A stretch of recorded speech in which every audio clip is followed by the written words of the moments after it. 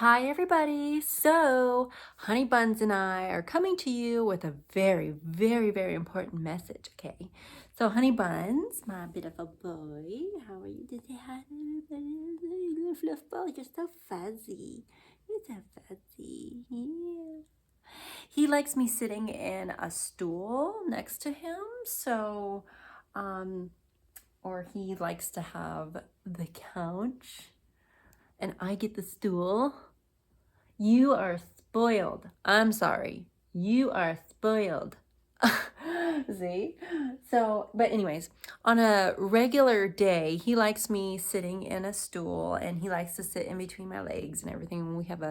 He has a little lovey-dovey session and scratch him all up and everything. But yeah, so this is what we do. It's okay. I can have the stool. No worries, honey buns. Don't worry about it. I don't think he's worrying.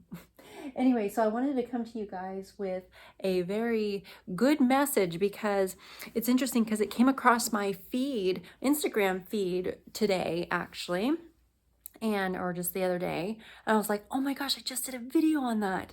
And this is so cool. I'm so glad it was by the Physicians Committee. I'm so happy they put this out because if they can reach more and more people that way, that's fantastic. It's fantastic. And I remember I did a short video. It's actually a recent video I posted. It was in my shorts playlist. And it was about warning labels on animal products, like why in processed foods. Why aren't there warning labels on animal products and processed foods? You don't see warning labels on there when there really should be.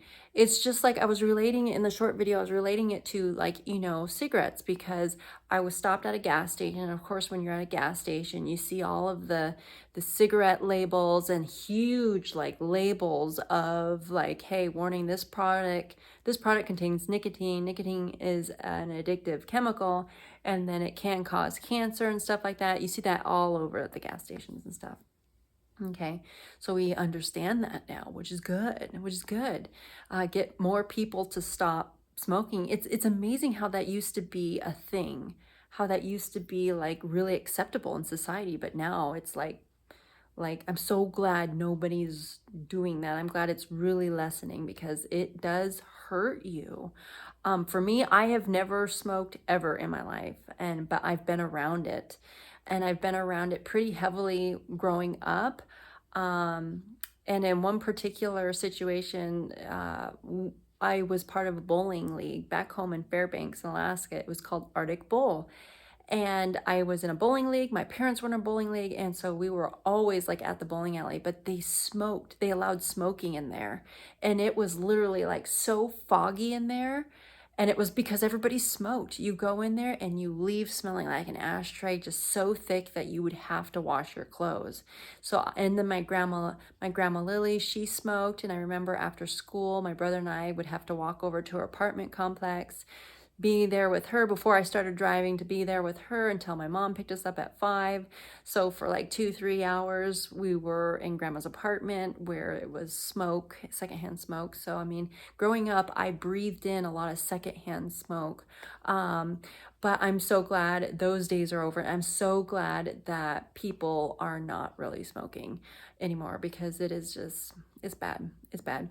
And even for people breathing the secondhand smoke in, I mean, that does damage too. So sometimes I wonder what kind of damage has been done to my brother and I, and even to my parents, non-smokers, but breathing in secondhand smoke, what kind of damage that actually really did over the years that we were going to the bowling alley so heavily, breathing in that. I mean, it was so bad.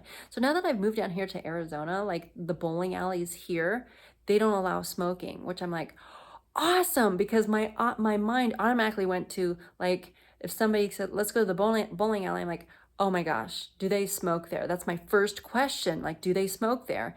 And they go, no, it's smoke free. You don't allow smoking. I'm like, awesome. That's so cool. Yes. And I go in there. I'm like, wow, it smells like no smoking has smoking has never happened in this building. It's wonderful. But it's amazing how your brain correlates stuff like that, But anyways, so warning labels, warning labels need to be put on animal products when you're at the store and processed foods. That warning, this will cause sickness if you consume this. Meat will consume sickness, or meat will cause sickness. Meat will cause cancer. If you consume this product, it will. But of course, if you put that on there, nobody's going to really buy it. They're going to go, whoa. See, that's why everybody is blinded to what's really going on out there. What the effects and the symptoms their body's going through, they're blinded to it. They don't understand. And then when society keeps the blinders on, it keeps what's really happening out there a secret. So you think everything's okay and everything's good, so you keep buying it. And then of course, when it goes into the cruelty to animals and slaughterhouses, and then even farm raised animals and stuff, I mean, that goes into a whole nother topic.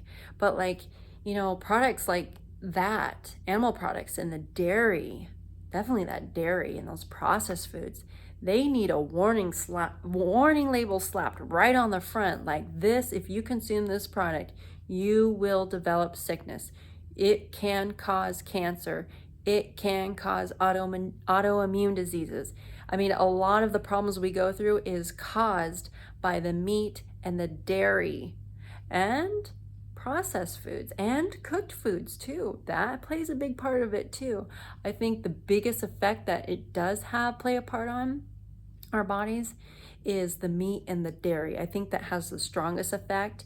And next in line is the processed foods. And next in line would be, I don't know.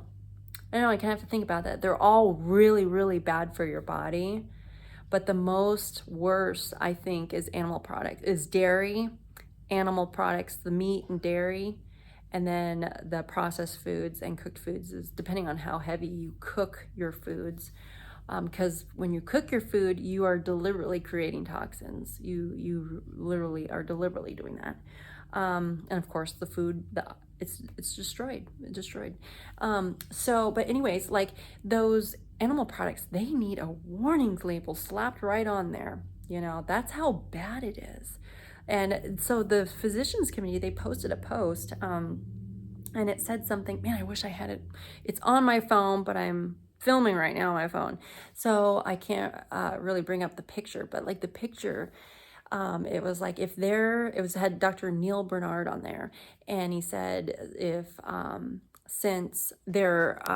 there's going to be any warning labels put on any packages, meat and dairy should be part of it, because to warn you because of cancer, because that's what it does. It contributes to it.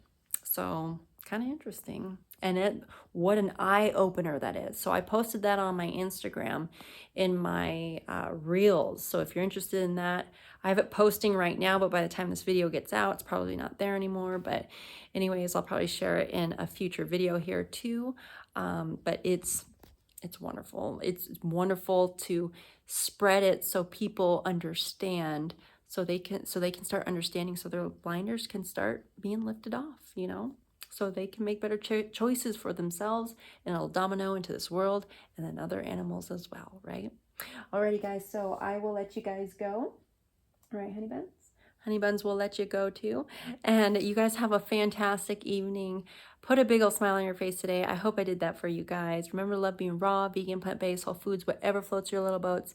Just remember, take care of yourself. Take care of yourself the best that you know how, because at the end of the day, if you've done the best that you could, that's all that matters. But definitely always keep chugging along to optimizing yourself to make you better. And it dominoes and it affects the world around you more than you know. Okay, have a fantastic day today, you guys, and I will see you next video. Bye, guys.